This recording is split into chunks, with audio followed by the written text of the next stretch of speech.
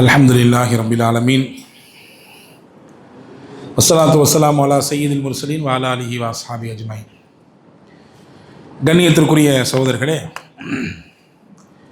திருக்குர்ஆனில் பெயர் கூறப்பட்ட நபிமார்களின் வரலாற்று சரிதை தொடரினுடைய வரிசையிலே இன்று நாம் பார்க்கக்கூடிய இறை தூதர் 11வது நபராக நாம் பார்க்கிறோம்.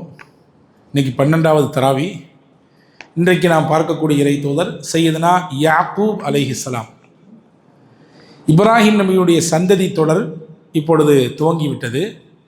இப்ராஹிம் நபியை பற்றி பார்த்தோம். அதற்கு அடுத்து இஸ்மாயில் அலைஹிஸ்ஸலாம், அதுக்கடுத்து அவங்களுடைய இன்னொரு மகனார் இஸ்ஹாக் அலைஹிஸ்ஸலாம் நேற்று பார்த்தோம். இதற்கு அடுத்து யாக்கூப் நபி, இஸ்ஹாக் நபியினுடைய பிள்ளை யாக்கூப் நபி. நேற்றே நான் சொன்னேன், இப்ராஹிம் நபிக்கு 2 ஆண் மக்கள் நபியாக இருந்தார்கள். அதில் ஒருவர் இஸ்மாயில் அலைஹிஸ்ஸலாம். அவர்களுடைய வழித்தொடரிலே எந்த நபியுமே வரவில்லை. இறுதியாக முகமது ரசூலுல்லாஹ்வை அல்லாஹ் வர வைத்தான். இங்கே பார்த்தா சாராம்மாவின் வழியாக இஸ்ஹாக் அலைஹிஸ்ஸலாம், இஸ்ஹாக் அலைஹிஸ்ஸலாம் வழியாக ஹஜ்ரத் யாக்கூப் அலைஹிஸ்ஸலாம். அதற்கு பிறகு அப்படியே அடுத்தடுத்து பார்ப்போம். எத்தனை நபிமார்கள் பார்க்க போகிறோமோ ஏகதேசம் எல்லாருமே இந்த ரூட்டில் வரக்கூடியவங்க தான். இன்றைக்கு ஹஜ்ரத் சையதுனா யாக்கூப் அலைஹிஸ்ஸலாமை பற்றி நாம் பார்க்க போகிறோம். யாக்கூப் நபி அல்லாஹ் ஒரு பெரிய கிஃப்டை யாக்கூப் நபிக்கு கொடுத்தான். ஏன்னா அவங்க அப்பாவும் நபி இஸ்ஹாக், அவங்க அப்பா அதாவது யாக்கூப் நபிக்கு தாத்தா இப்ராஹிம் அலைஹிஸ்ஸலாம் நபி. இன்னொரு சிறப்பம்சம் என்னென்னா, யாக்கூப் நபி பெத்த யூசுஃபும் நபி. இங்கிட்டும் அங்கிட்டும் 2 பக்கமுமே நபிமார்களுடைய ஒரு குடும்ப பாரம்பரியத்தை பெற்றவர்கள் ஹஜ்ரத் சையதுனா யாக்கூப் அலைஹிஸ்ஸலாம். இஸ்ஹாக் நபிக்கு 2 பிள்ளை. நான் நேற்று சொன்னேன், ஒன்று ஈஸ் அவருக்கு பெயர், இன்னொருவருக்கு பெயர் தான் யாக்கூப். இஸ்ஹாக் நபிக்கு 2 ஆம்பளை பிள்ளை தான். ஒருத்தருக்கு பேர் ஈஸ் மூத்தவர், அவர் அப்பா செல்லம். 2வது இளையவர் யார்? யாக்கூப், அவங்க அம்மா செல்லம். யாக்கூப் அலைஹிஸ்ஸலாம் அவங்க அம்மா அவர் மேலே அதிகப்படியான பாசம் வைத்ததினாலே மாமாட்ட போய் கொஞ்ச நாள் நீ வளருப்பான்னு சொல்லி அனுப்பி வச்சிடுறாங்க. ஹஜ்ரத் இஸ்ஹாக் நபியினுடைய துணைவியார் யாக்கூப் நபியினுடைய தாயார், அந்த அம்மாவுக்கு பேர் ரிஃப்கா. அவங்க என்ன செஞ்சாங்க, பக்கத்தில் ஹர்ரான்னு சொல்லி ஒரு நாடு இருக்குது, அந்த பகுதி. அங்கே தான் என்னோடு உடன் பிறந்தவர், அதாவது உனக்கு தாய் மாமா அங்கே இருக்கிறாங்க, அவர்கிட்ட போய் கொஞ்ச நாள் இருந்து கொண்டு தொழிலெலாம் படிச்சுக்கிட்டு நீ வா தம்பி அப்படின்னு சொல்லி என்ன செஞ்சிடறாங்கன்னு சொன்னால் தாயார் அனுப்பி வச்சிடுறாங்க. இவர் இங்கேருந்து கிளம்பி போகிறார். போகிற வழியிலே ஒரு குறிப்பிட்ட இடத்துல கொஞ்சம் ஓய்வெடுக்கலாமேன்னு சொல்லி ஒரு சின்ன கல்லை தலைக்கு வச்சுட்டு ஹஜ்ரத் யாக்கூப் படுக்கிறார். அதுவரை அவர் நபியாக இல்லை, ஒரு சாதாரண பிள்ளையாக தான் இருந்தார். கல்யாணம் கூட முடிக்கலை. கொஞ்சம் ஓய்வெடுத்துட்டு போகலாமேன்னு சொல்லி தலைக்கு ஒரு கல்லை வைத்து கொண்டு படுத்தா அந்த படுக்கையில் ஒரு கனவு. யாக்கூப் நபி அவர்கள் ஒரு கனவு பார்க்குறாங்க. அந்த கனவில் சொர்க்கம் அவருக்கு காட்டப்படுது. அந்த சொர்க்கத்தில் மலக்குமார்கள் இங்கும் அங்கும் அப்படி உலாவிக்கிட்டு இருக்கிறாங்க. அந்த சொர்க்கத்தினுடைய சுகங்கள் எல்லாம் அவர் பார்க்குறாரு. அதே மாதிரி அந்த கனவுலே அல்லாஹ் நேரடியாக யாக்கூப் இடத்திலே பேசுகிறான். யாக்கூபே, நீ சாதாரண ஆள் இல்லை, உனக்கு என்னுடைய தனிப்பட்ட பிரத்யேகமான அருள் உனக்கு உண்டு. அது மட்டுமல்ல, உன்னுடைய சந்ததிகள்லாம் நிறைய இருக்கும், உனக்கு நிறைய சந்ததிகள் நான் தரப்போகிறேன், நிறைய புள்ள குட்டிகளை பெப்ப நீ, உன்னுடைய சந்ததிகள் நல்ல பெரிய விசாலமாக விரிஞ்சிருப்பாங்க.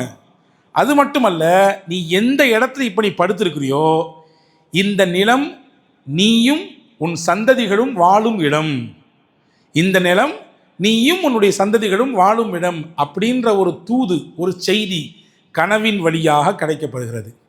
இப்போ நம்ம பார்க்குற கனவெல்லாம் எடுத்துகிட்டு போய் நம்ம பேசினா என்ன ஆகும்? கதை கந்தலாகி போயிடும் இல்லையா? ஆனால் நபிமார்கள் பார்க்குற கனவு இருக்குது, அது வஹி. புகாரி ஷரீஃப் நீங்கள் பார்த்தீங்கன்னு சொன்னால் தனி ஒரு பாடமே இருக்காங்க. ஹஸரத் இமாம் புகாரி, ருயல் அம்பியாயி ஹக்குன், நபிமார்கள் பார்க்குற கனவு இருக்குது வஹி. அதனால தான் இப்ராஹிம் நபி கனவு தான் பார்த்தாங்க பிள்ளை அறுக்கிற மாதிரி, ஆனால் நெஜத்தில் அறுத்தாங்க. ஏங்க, நம்ம அந்த மாதிரி கனவு பார்த்து நெஜத்தில் அதை செயல்படுத்தினா கதை என்ன ஆகும் இல்லையா? ஆனால் நமக்கும் நபிமார்களுக்கு வித்தியாசம் இருக்குது. நபிமார்களுக்கு அல்லாஹ் கனவின் வழியாக வஹியை கொடுப்பான், கனவின் வழியாகவும் கொடுப்பான், நேரடியாக தூதுவர் ஜிப்ரஈலை அனுப்பியும் கொடுத்துருக்கிறான். இப்போ பாருங்க, யாக்கூப் நபி கனவு தான் பார்த்தாங்க, எந்திரிச்சா சந்தோஷமானா தாங்கலை. நிறைய கனவு நம்மளை சந்தோஷப்படுத்தும், நிறைய கனவு நம்மளை அச்சப்படுத்தும் இல்லையா? ஒரு சின்ன விஷயத்தை மட்டும் கூடுதலாக தெரிஞ்சுக்குவோம். சரி, சந்தோஷப்படுத்துகிற கனவு வந்தால் என்ன செய்யணும்? சந்தோஷப்படுத்துகிற கனவு வந்தால் என்ன செய்யணும்? எந்திரிச்சு அல்லாஹ்விற்கு நன்றி செய்யணும். யா அல்லாஹ், இந்த கனவுல நான் மகிழ்ச்சிகரமான விஷயத்தை பார்த்துருக்கேன், எனக்கு மனசு சந்தோஷப்படுது, இந்த கனவின் மூலமாக எனக்கு ரொம்ப நல்லா இருக்குது நிலைமை, இது நனவு என்று நாடி இருந்தால் நீ எனக்கு இதை கொடு, எனக்கு சந்தோஷத்தை இது தருன்னு நீ நினச்சிருந்தனா அதை எனக்கு நீ தந்துரு அப்படின்னு சொல்லி அல்லாஹ்ட்ட கேட்கணும். சரி, அச்சப்படுத்துகிற மாதிரி கனவு, திடீர்னு திடுக்கிட்டு எழுந்து உட்காடுறோம், அல்லது நம்மளை ஏதோ போட்டு உழுக்கிற மாதிரி, அல்லது வேறு ஏதோ பயம்புறுத்துகிற மாதிரி கனவு, என்ன செய்யணும்? ஹஜ்ரத் ரசூலுல்லாஹி ஸல்லல்லாஹு அலைஹி வஸல்லம் சொன்னாங்க, அப்படி ஒரு கனவு உங்களுக்கு வந்துச்சுன்னா ஒன்றும் செய்ய வேண்டாம், நீங்கள் தூங்குறீங்கல்ல, தூக்கத்துலேருந்து எந்திரிங்க, இந்த திடுக்கிட்டு உட்கார்ற சமயத்தில் நீங்கள் என்ன செய்யுங்க, அஊது பில்லாஹி மினஷ் ஷைத்தானிர் ரஜீம் அப்படின்னு சொல்லி ஷைத்தானிடத்திலிருந்து காவல் தேடக்கூடிய அந்த வார்த்தையை 3 தடவை சொல்லுங்க. சொல்லிட்டு உங்களுக்கு இடது பக்கம் எதுவோ, நீங்கள் இருக்கிற அந்த அந்த இடத்துலேருந்து இடது பக்கம் எதுவோ அந்த பக்கம் லைட்டாக 3 தடவை 3 முறை துப்பிக்கொள்ளுங்கள். லைட்டாக துப்புங்க. நீங்கள் பாட்டு ஹஜ்ரத் சொல்லிட்டாருந்து காரி துப்பிடாதீங்க. பக்கத்தில் யார் படுத்திருக்காங்களோ என்னடா இது ராத்திரி போல் கூரையை பிச்சுட்டு மழை பெய்யுதுன்னு நினைக்க போகிறாங்க. அப்படி இல்லை, லைட்டாக சிம்பிளாக துப்பிக்குங்க. துப்பிட்டு யா அல்லாஹ், இந்த கனவின் கெடுதியை விட்டு என்னை பாதுகாத்து விடு அப்படின்னு சொல்லிட்டு எந்த பொசிஷனில் படுத்துறீங்களோ அந்த பொசிஷனை மாற்றுங்க. நாங்கள் எப்படி நீங்கள் படுத்துருந்தீங்களோ அந்த டைரக்ஷனை மாற்றிக்கிங்க. வச்சுக்கங்க, உதாரணமாக வலது பக்கமாக ஒரு கணிச்சு நீங்கள் படுத்திருக்கும் பொழுது இப்படி ஒரு கனவு வந்துருச்சுன்னா அப்படி உல்ட்டாவாக மாறுங்க. அப்படி உல்ட்டாவாக மாற்றிக்கிங்க. உங்களுடைய அமைப்பை கொஞ்சம் மாற்றி கொண்டு படுங்கள். அல்லாஹ் அந்த எந்த கெடுதியும் உங்களுக்கு தரமாட்டான். இது ஒரு சின்ன விஷயம். நல்ல கனவு பார்த்தா, சந்தோஷப்படுத்துகிற கனவு பார்த்தா என்ன செய்யணும், கெட்ட கனவு பார்த்தா என்ன செய்யணும் அப்படிங்கிற செய்தி. இப்போ வாங்க விஷயத்துக்கு. யாக்கூப் அலைஹிஸ்ஸலாம் கனவு பார்த்துட்டாங்க. யாக்கூப் நபி பார்த்த கனவு உண்மை, ஏன்னா அவங்க நபியாக உருவாக போகிறாங்க, அந்த செய்தியும் சொல்லிட்டாங்க. இப்போ எந்திரிச்ச உடனே சந்தோஷமான தாங்கலை, உடனே அல்லாவுக்கு நன்றி செஞ்சாங்க, அல்லாவுக்கு சுக்ரியா செஞ்சாங்க. செஞ்சுட்டு ஒன்று சொன்னாங்க, ஒரு நேர்ச்சை பண்ணாங்க, இறைவா, நான் பார்த்த கனவு எனக்கு சந்தோஷத்தை தந்துடுச்சு, நான் திரும்பி என் குடும்பத்துக்கு வருவேன். நான் இப்போ போகிறது எங்கள் மாமா வீட்டுக்கு, திரும்பி யாரெல்லாம் என்னுடைய குடும்பத்துக்கு என்னை நீ திருப்பி அனுப்பினால் எந்த இடத்தில் கனவு பார்த்தேனோ இந்த இடத்தில் உனக்காக ஒரு ஆலயத்தை கட்டுவேன், உனக்காக ஒரு பள்ளிவாசலை கட்டுவேன். அடுத்து சொன்னாங்க, எனக்கு நீ என்னவெல்லாம் செல்வத்தை கொடுப்பாயோ அந்த செல்வத்தில் 10ல் 1 உனக்கு கொடுத்து விடுவேன். நமக்கு எவ்வளோங்க கொடுக்கணும்? நமக்கு ஜக்காத் எவ்வளோ கடமை? 100ல் 2.5% தான், 100ல் 2.5%. ஆனால் யாக்கூப் நபி சொல்கிறாங்க, எனக்கு நீ கொடுத்த செல்வத்தில் 10ல் 1 கொடுத்துருவேன், என்ன கொடுத்தாலும் சரிதான், 10ல் 9 எனக்கு, 1 உனக்கு, அப்படி கொடுத்துருவேன் அப்படின்னாங்க. அல்லாஹு தாலா இந்த நேர்ச்சையை ஏற்றுக்கொண்டான். அவங்க என்ன செஞ்சாங்க, தலையில் கல்லை வச்சு படுத்தாங்கல்ல, அந்த கல்லை எடுத்துட்டு ஒரு பேர் எழுதினாங்க, அதில் பைத்துல் ஈல். ஈல் என்றால் அல்லாஹ்னு அர்த்தம். சாரி, ஈல் என்றால் அல்லாஹ் என்ற அர்த்தம், பைத் என்றால் வீடு என்ற அர்த்தம். என்ன பொருள்? அல்லாஹ்வுடைய வீடு. ஒரு கல்லில் எழுதி அடையாளத்தில் அந்த இடத்த வச்சுட்டு போயிட்டாங்க. அல்ஹம்துலில்லாஹ், அல்லாஹ்வுடைய நாட்டம். போய் திரும்பி வர்றாங்க, நிக்காலாம் முடிச்சு தான் திரும்பி வராங்க. அந்த கதையை பின்னாடி படிப்போம். திரும்பி வரும் பொழுது அதே இடத்தில் ஒரு இல்லத்தை கட்டினார்கள். அந்த இல்லம்தான் இன்றைக்கு 3வது புனிதத்தலமாக இருக்கக்கூடிய பைத்துல் முகத்தஸ். பைத்துல் முகத்தஸை ஹஜ்ரத் சையதுனா யாக்கூப் அலைஹிஸ்ஸலாம் கட்டினார்கள். அதற்கு பின்னால் இந்த செய்தி இருக்கிறது. ஹஜ்ரத் யாக்கூப் அலைஹிஸ்ஸலாம் கட்டினதுக்கான காரணம் என்ன?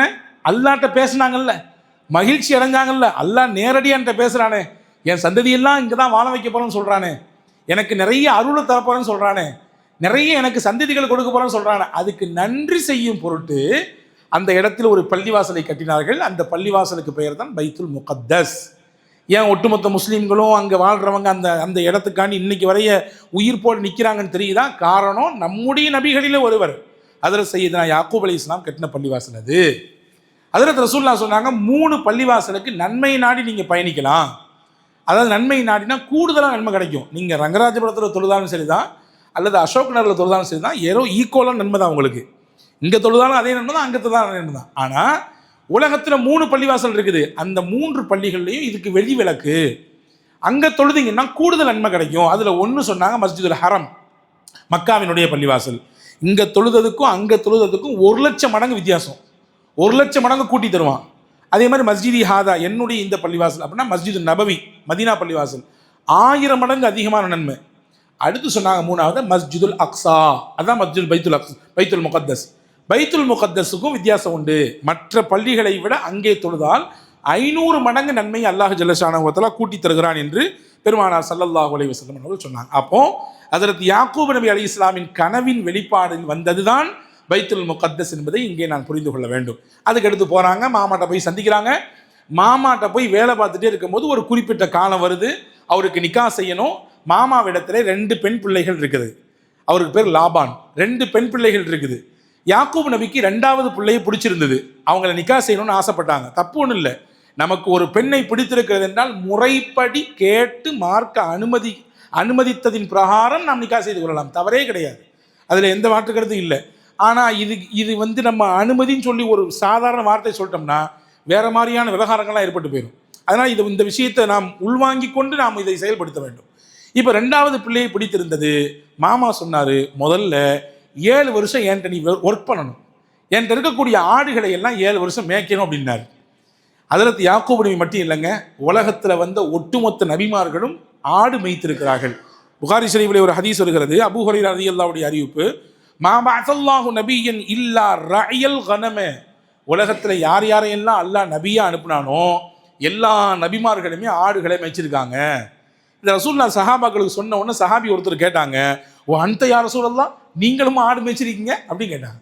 நபி சொன்னாங்க, ஆமாம் நானும் தான் மேய்ச்சிருக்கேன், சில காசுகளுக்காக சில சொற்ப பணங்களுக்காக நானும் வைத்திருக்கிறேன் என்று பெருமானார் ஸல்லல்லாஹு அலைஹி வஸல்லம் சொன்னாங்க. சரி, உலகத்திற்கு நபியாக அனுப்பப்படக்கூடியவங்களை எதுக்கு அல்லாஹு தஆலா ஆடுகளை மேய்க்க வைக்கிறான்னா, ஆட்டை மேய்க்க வைத்து சமுதாயத்தை எப்படி நீங்கள் கட்டுக்கோப்பாக பார்க்கணுன்றதை கற்றுக் கொடுத்தான். ஆடுகளை ஒருத்தர் சரியாக மேய்ச்சாருன்னு சொன்னால் அதை மேய்க்கிறது ரொம்ப கஷ்டம், சாதாரண விஷயம் இல்லை. செம்பரி ஆடு இருக்குது, அதனுடைய தன்மை என்ன தெரியுமா? செம்பரி ஆடுகளை தான் மேய்ச்சிருக்காங்க. ஒன்று போச்சுன்னா பின்னாடி எல்லாம் மொத்தமாக பின்னாடியே போகும்.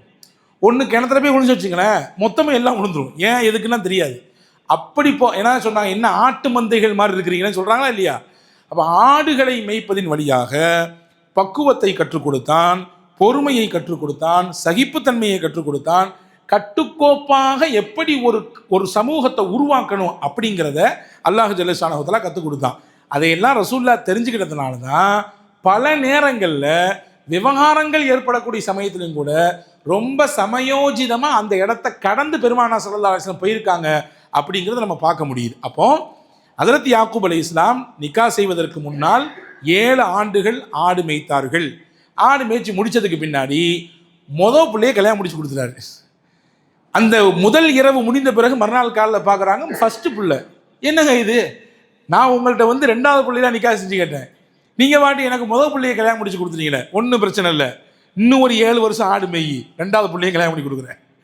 இன்னும் ஒரு 7 வருஷம் மாமாட்ட தானே பண்ணுற, வேற என்ன இருக்குது? அதாவது ஒரே குடும்பத்திலே கூட பிறந்த சகோதரிகளை நிக்காஹ் செய்வது நம்முடைய மார்க்கத்திலே தடை செய்யப்பட்டிருக்குது. ரசூலுல்லாஹ்வுடைய அந்த வழியில் நம்முடைய இஸ்லாத்தில் இப்போ கரண்ட்டில் நாயகத்தினுடைய அந்த நபித்துவத்தின் அடிப்படையில் நமக்கு தடை செய்யப்பட்டிருக்கு. ஆனால் யாக்கூப் நபியினுடைய அந்த காலத்திலே அது அனுமதிக்கப்பட்டிருந்தது. ஒரே வயிற்றிலே பிறந்த அக்கால் தங்கையை சேர்த்து மனம் செய்து கொள்ளலாம் அப்படிங்கிறது அந்த மார்க்கத்தில் இருந்துச்சு. எனவே அவர் சொன்னார், ஓகேன்னு சரின்னு சொல்லி நிக்கா செஞ்சு ஆடுகளை மேய்த்தார். அதற்கடுத்து அந்த பெண்ணையும் நிக்கா செய்து கொண்டார். ஆக 2 பெண்களோடு மனம் செய்து முறையாக மனம் செய்து யாக்கூப் அலைஹிஸ்ஸலாம் வாழ்ந்தார்கள்.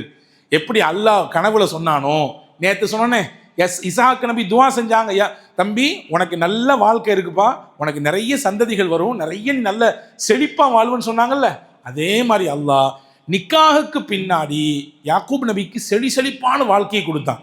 குழந்தை குட்டிகள்லையும் பறக்கத்து, அவங்களுடைய பொருளாதாரத்துலையும் பறக்கத்து. ஒன்றை விளங்கணும், சமுதாயம் புரியணும். என்னங்க நான் தனியாக இருக்கேன், இப்போ பேச்சுலராக இருக்கேன், சம்பாதிக்கிறேன், எனக்கு நிறைய சேவிங் ஆகுது, குழந்தை குட்டின்னு வந்துச்சுன்னா செலவுகள்லாம் இருக்குமேன்னு யோசிக்கிறாங்க. அதனால் நிறைய பிள்ளைங்க நிக்காக தள்ளி போடுறாங்க, பார்க்க முடியுது. ஆனால் உண்மையை புரியுங்கள், அல்லாஹ் சொல்லுகிறான், நீங்கள் நிக்கா செய்தால் உங்களை அவன் செல்வந்தனாக்குவான் என்று அல்லாஹ் சொல்லுகிறான்.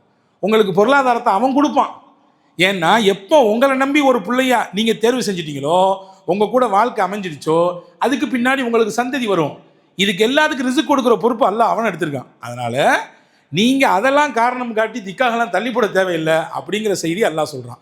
இப்போ பாருங்கள், யாக்கூப் அலைஹிஸ்ஸலாம் நிக்கா செஞ்சாங்க, நிறைய புள்ள குட்டிகள், நல்ல அவங்களுடைய செல்வத்திலே அல்லாஹ் பரக்கத் செய்தான். ஹஜ்ரத் யாக்கூப் அலைஹிஸ்ஸலாம் திரும்பி வரும் பொழுது அதே மாதிரி அந்த இடத்திலே பைத்துல் முகத்தஸை கட்டினார்கள். ஹஜ்ரத் யாக்கூப் நபிக்கு முதலாவது சகோதரின் வழியாக 7 ஆண் பிள்ளைகள் பிறந்தது. இரண்டாவது சகோதரி, ரெண்டாவது நிக்கா செஞ்சாங்களே, அவங்க வழியாக 2 பிள்ளைங்க பிறந்தது. அந்த 2 பிள்ளையில ஒரு பிள்ளை தான் யூசுஃப், இன்னொரு பிள்ளை பினியாமீன். இவங்க 2 பேரும் கூட பிறந்த சகோதரர்கள். மற்ற 7 பேரும் அவங்க இன்னொரு தாய்க்கு ஒரே தகப்பன் தான், ஆனால் 2 தாய் அவர்கள் வழியாக பிறந்தது. அப்புறம் அடிமை பெண்களின் வழியாக சில குழந்தைகள் இருந்தது. ஆக மொத்தம் அவர்களின் சகோதரர்கள் யாக்கூப் நபிக்கு பிறந்த குழந்தை 12 குழந்தைகள், 12ம் ஆம்பளை பிள்ளைகள், ஆண் குழந்தைகள். இந்த 12 பேரும் தான், இவங்களிருந்து தான் இந்த பனு இஸ்ரவேலர்கள் என்று சொல்லக்கூடிய இஸ்ரவேல் சந்ததிகள் அப்படியே கிளை பிரியுது. எனவே தான் திருக்குரானிலே நீங்கள் பாருங்கள், நீங்கள் குரானை நீங்கள் திருப்பி பார்த்தீங்கன்னா சூரா பக்ரால நிறைய இடத்துல யா பனி இஸ்ராயில் அப்படின்னு சொல்லி அல்லாஹ் அழைக்கிறான். அப்படின்னா என்னது அர்த்தம்? இஸ்ராயீலின் சந்ததிகளே அப்படின்னு அர்த்தம். இஸ்ராயில்னா என்ன அர்த்தம்? அப்துல்லாவுக்கு என்ன அர்த்தமோ அதுதான் இஸ்ராயிலுக்கு. அப்துல்லாவுக்கு என்ன அர்த்தமோ அதே தான் இஸ்ராயிலுக்கு. இஸ்ரு அப்படின்னா அடிமைன்னு அர்த்தம், ஈல்னா அல்லான்னு அர்த்தம், அல்லாவின் அடிமை. அப்போ என்ன சொல்ல வர்றான் அல்லாஹ்? யாக்கூபின் சந்ததிகளேன்னு சொல்லி அல்லாஹ் அழைக்கல, மாறாக எப்படி அழைக்கிறான், எப்படி உணர்த்துறான்? அல்லாவின் அடிமையின் சந்ததிகளே. அதன் வழியாக அல்லாஹ் தன்னை நிலைநிறுத்துகிறான். அவரும் என்னுடைய அடிமை தான். நீங்கள் எந்த யாக்கூபினுடைய சந்ததியில் வந்திருக்கீங்களோ அவர் சாதாரணமாக கிடையாது, என்னுடைய அடிமையில் ஒருத்தர் தான், என்னுடைய தூதுவரில் ஒருத்தர் தான் அப்படிங்கிறத எல்லாம் வல்ல அல்லாஹ் அந்த இடத்துல உறுதிப்படுத்தி காட்டுகிறான். அப்போ பைத்துல் முகத்தஸை கட்டினாங்க, பெருவாழ்வு வாழ்ந்தாங்க. அதுக்கு பின்னாடி இந்த 12 பிள்ளைகளில் இடையில ஒரு பிள்ளை வர்றாரு, ரொம்ப அழகான பிள்ளை, அவர் தான் யூசுப் அலைஹிஸ்ஸலாம். அந்த வரலாறு இன்ஷால்லா நாளைக்கு பார்ப்போம். இங்கே நமக்கு என்ன செய்தினா, அன்னைக்கு யாக்கூப் நபி இடத்துல 5 சிறப்பு பண்புகள் இருந்தது, குர்ஆன் விவரிக்கிறது. அதில் முதல் பண்பு என்ன தெரியுமா? அல்லாஹ் சொல்லுகிறான், யாக்கூப் அலைஹிஸ்ஸலாமை நாம் தேர்வு செய்தோம். சும்மாலாம் ஒன்று எடுத்துடல, நாம் தேர்வு செஞ்சு செலக்ட் பண்ணி எடுத்துக்கொண்டு வந்து அவரை நபியாக்கணும். லமினல் முஸ்தஃபீனல் அஹ்யார், குர்ஆன் சொல்லுகிறது. தேர்வு செய்யப்பட்ட சிறந்த அடியார்களில் ஒருவர் யாக்கூப் என்று அல்லாஹ் பத்திரம் கொடுக்கிறான், பாராட்டு செய்கிறான்.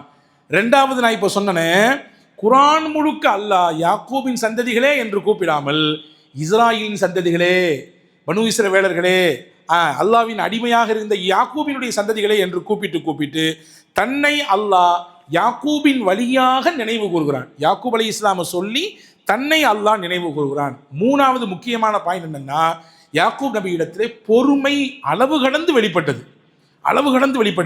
நேற்று கூட யாதோ ஒரு நண்பர் இடத்துல பேசும் பொழுது சொன்னார், எந்த நபி இடத்திலே உச்சபட்சமான பொறுமை வெளிப்பட்டது சொல்லுங்களேன்னு கேட்டார்.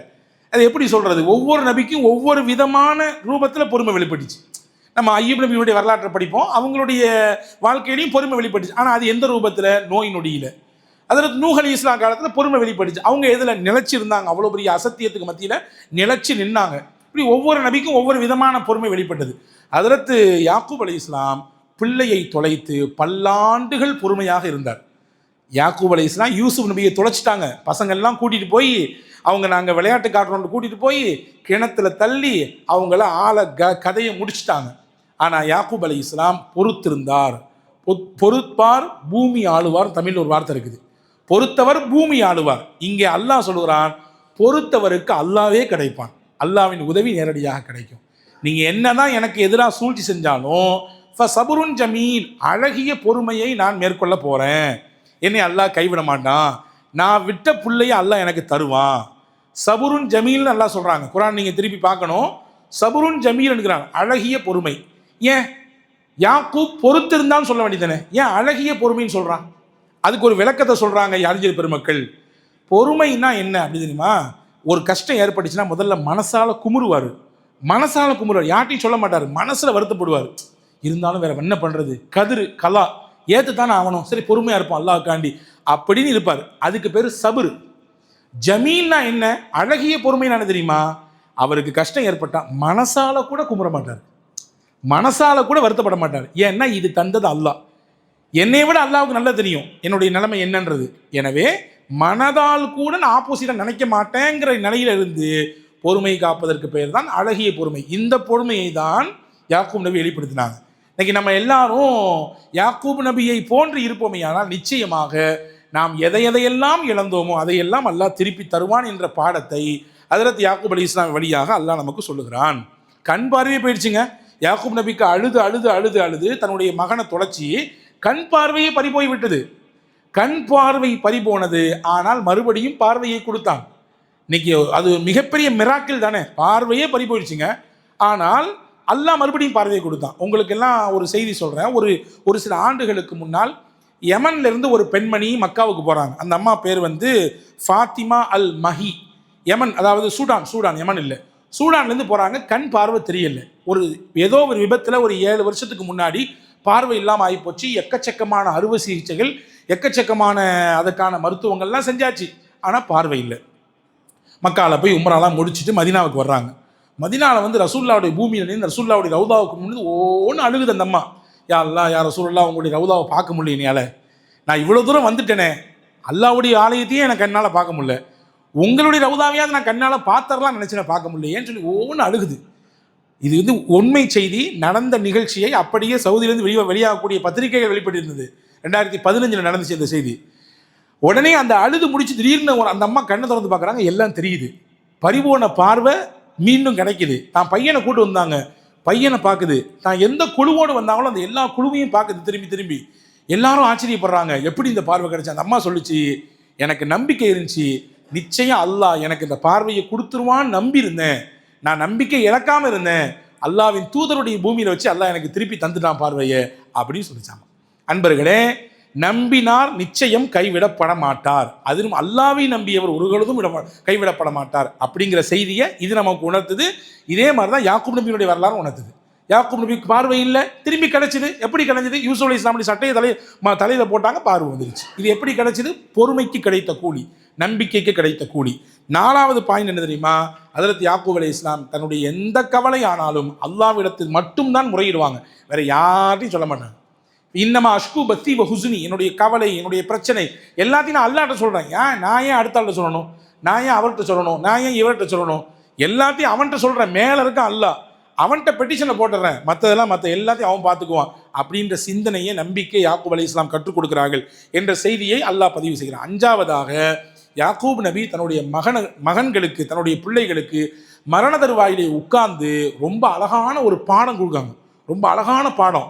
இன்னைக்கு நம்ம பெற்றோர்கள் பெரியோர்கள் என்ன பாடம் கொடுத்துட்டு இருக்காங்கன்னு தெரியாது. பாப்பா, அங்கே 4 சொத்து இருக்குது, இங்கே 7 சொத்து இருக்குது, அங்கே இதை மிச்சம் வச்சுருக்கேன், இதை இங்கே மிச்சம் வச்சுருக்கேன், பார்த்துக்கடா, ஏமாத்துக்கிற பயிலகம் உன்னை சுற்றி இருக்கிறாங்க, எதையாவது ஏமாந்து அப்படின்னு சொல்லுவாங்களோ என்னமோ தெரியல எனக்கு.